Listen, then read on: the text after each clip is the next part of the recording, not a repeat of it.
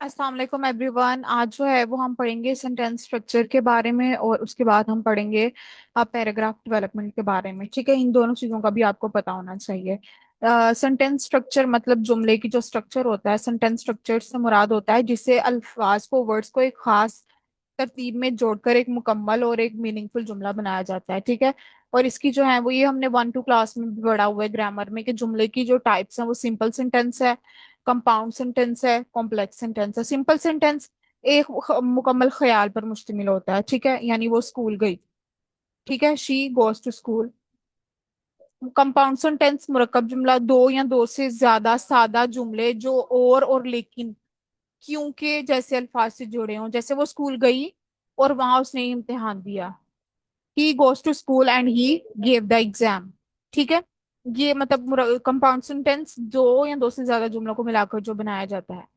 और complex sentence एक जो है वो मेन सेंटेंस होता है, मरकजी जुमला, और एक या ज्यादा जो है वो उसके मातहत जुमले होते हैं। यानी जब वो स्कूल पहुंची, ठीक है, ये एक जुमला हो गया, तो इम्तिहान शुरू हो चुका। ठीक है, जब वो स्कूल पहुंची, ये क्या हुआ, तो फिर इम्तिहान शुरू हो गया, इम्तिहान शुरू हो गया, तो ये कॉम्प्लेक्स सेंटेंस है।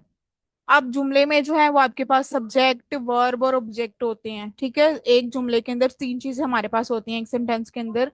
यानी जो काम करता है वो सब्जेक्ट है, यानी अली किताब पढ़ रहा है तो उसमें अली जो है वो सब्जेक्ट है। फेल वर्ब जो अमल जाहिर करता है, मसलन अली पढ़ रहा है, तो अली क्या कर रहा है, पढ़ रहा है, ये वर्ब है। और मफूल यानी ऑब्जेक्ट जिस पर अमल होता है, यानी क्या पढ़ रहा है, वो किताब पढ़ रहा है, तो किताब जो है। ठीक है, तो ये आपको एक दफा रिवाइज करवाने थे ताकि आपको सेंटेंस स्ट्रक्चर के बारे में पता हो कि सेंटेंस स्ट्रक्चर जो है वो कैसे बनाते हैं और किन चीजों पर बेस करता है और उनमें इसके कितने जो है वो इंग्रेडिएंट्स होते हैं। ठीक है, तो इसमें अब आपने क्या करना है, आपने 5 सादा जुमले बनाने, सिंपल सेंटेंस 5, कंपाउंड सेंटेंस बनाने हैं 5, आपने कॉम्प्लेक्स सेंटेंस बनाने हैं।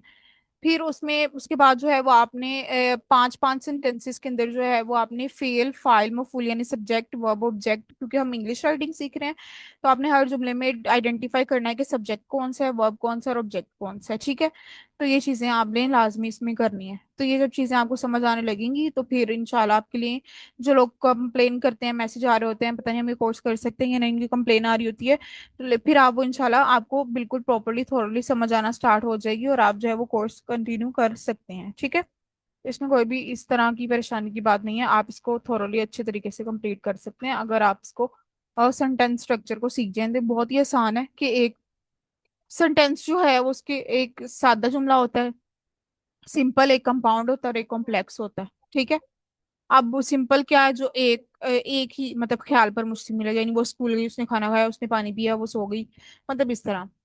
कंपाउंड ये दो या दो से ज्यादा होता है, वो स्कूल गई और उसने पेपर दिया, ठीक है, दो हो गई।